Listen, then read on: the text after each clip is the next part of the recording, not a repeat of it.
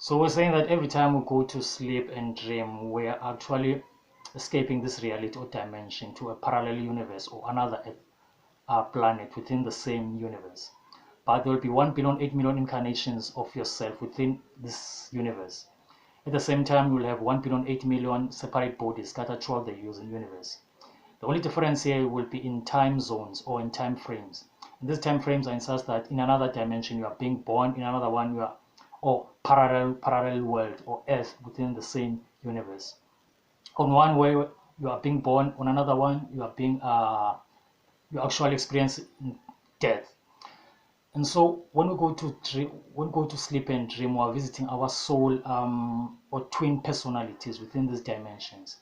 And we can only go to worlds which are familiar to this earth, because the moment we take notice of variation or deviation of the normal, we tend to realize that we are dreaming. And whenever we do that, the dream seems to switch until we can go to the next one. And so the purpose of this video is to challenge our orientation into this physical world, or the idea of materialism, which the capitalist system seeks to use against us. So that in our countries we have these black cats which are used to sell the idea of materialism. In South Africa, for instance, we'll have the likes of Mandela, Motsepe, Cyril Ramaphosa, Zitembe Kwayo, the likes of Bonang, Somizi, etc. In reality, these people are being used by the system to give us the illusion that if we can work hard, we can actually become successful. But the truth of the matter is that the world in which we live in, the economic or capitalist world, was created using slavery at the expense of black people. And so the idea that all of us can ever escape poverty is an illusion, because for others to be rich, others have to be poor. Other than that, we didn't know what riches is. So that for riches to exist, we have to be in a state of infinite existence. By that, I'm trying to say that if at some time you were born naked, it means that ultimately we leave this world with nothing of this world. But there was one thing that we were born with, and that is consciousness as well as potential.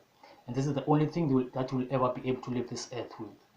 Everything else, such as materialism, is nothing more than a distraction, which if you are foolish enough, you'll pay too much attention into it, and thus develop an ego, which seeks to separate from the rest, because you'll assume that you are individual, unique, forgetting the fact that you have 2 eyes, 2 nostrils, such as everyone else, and you were born from your fellow human beings.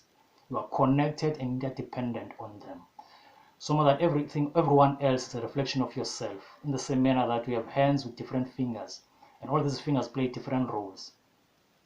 And so by this, I'm trying to say that reality is too abstract for us to perceive from our tiny orientation of this world of time. Because time also is such a manner that it is superpositioned as well as in a casual state. By that we mean to say that the future is the ability to influence the present as well as the past. When I first saw nature, my first words were, you are here also, there's no escaping you. And I remember the future, a time where America was exploded. And so growing up, I had this belief that in order for us black people to escape all our difficulties, one of us would have to make a sacrifice to be killed in order to retaliate by removing the United States of America. And so my future life is the one that is determining my actions as we speak. And the reason why I'm making this video and is because of what I saw, meaning that the future is the ability to influence the present as well as the past. Even though to us time is given in a linear form, where we think that we are building from the past towards the future, that we can remember the future, perceive the present, and hope for the future.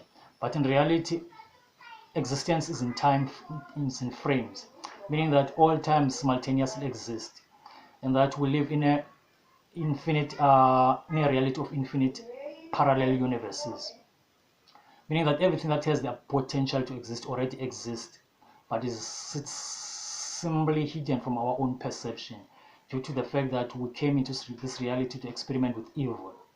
And this evil being that we were to create different races in our image and likeness, and these races were to subject us into poverty and poverty as well as suffering, and our job would be to retain our divinity regardless of the challenges. And this is called the covenant, due to the fact that we were gods before we became men. And the covenant involves a prophecy, which is the idea behind this reality. And that idea is not for us to become rich by selling our soul to the system, trying to be relevant. That idea has to do with us working out as to why we came into this existence or reality, and what can be done to solve all its problems. And because everything is primarily consciousness, meaning that nothing underlines consciousness, because consciousness is the source of all our existence, meaning without observation or intelligent mind, we cannot be able to make sense of anything in existence. And so with this being said, consciousness is the most important thing for us to invest on. And in order to do so, we have to invest on telling others as much powerful information as possible, or sharing with them. The benefits of this is that it has the potential of helping them give birth to well-gifted kids in terms of consciousness awareness. The blueprint here, or the positive point here, is that these kids are born with functional pineal glands, so that when before a child can perceive their environment as well as their parents, they live in a duality of realities because their pineal glands are vibrational, thus allowing them to exist simultaneously in these dimensions as God. But when the child starts to experience this reality consistently, they have to memorize it as well as to learn to relate to these figures, which are the family members, to accustom themselves with their names as well as the environment.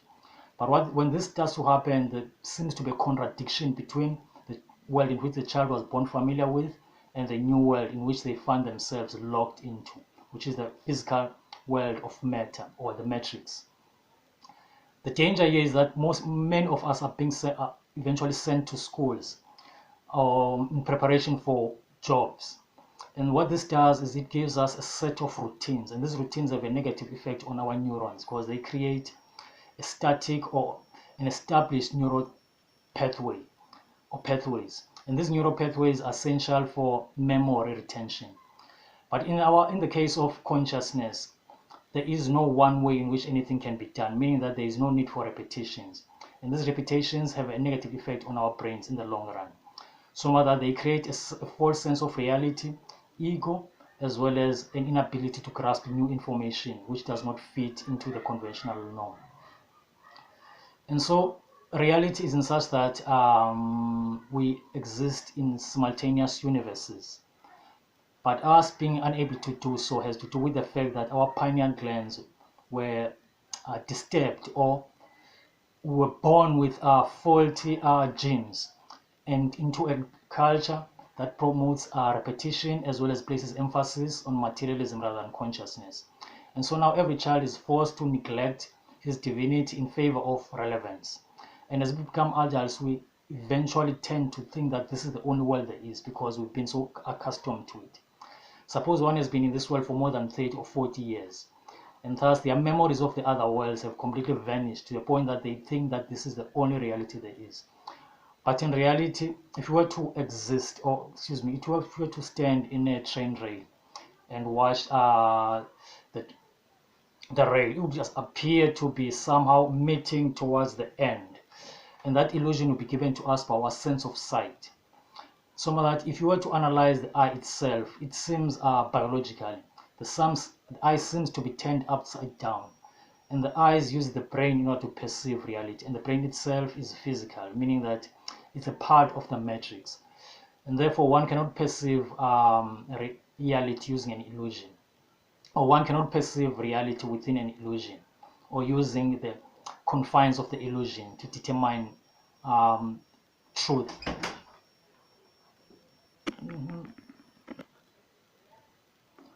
And so we came into this reality in order to separate the corns from the chaff, meaning that some of us were known to be untrustworthy, in other words, disloyal, and to accuse them would be unfair.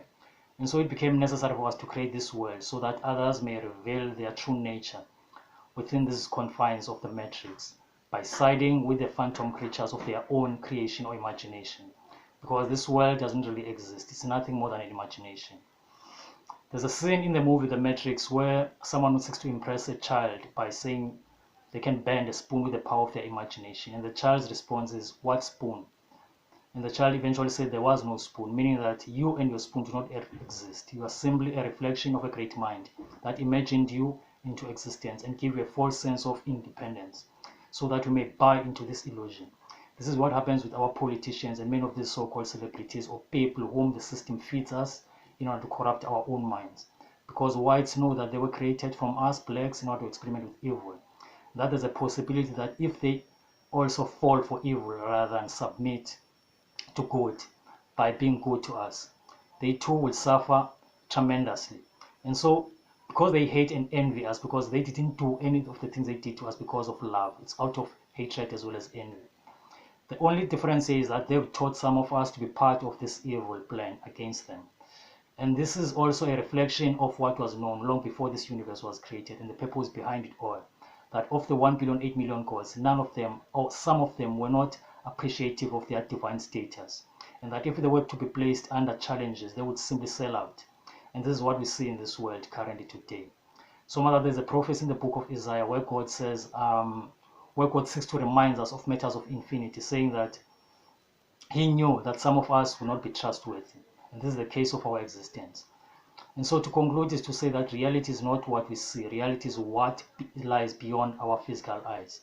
In order for us to perceive reality, we have to open our pineal glands.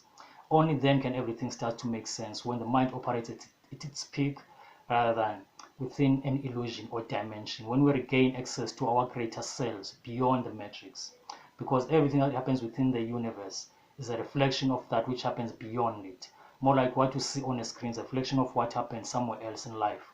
Or what you see in a mirror is a reflection of you being in front of a mirror.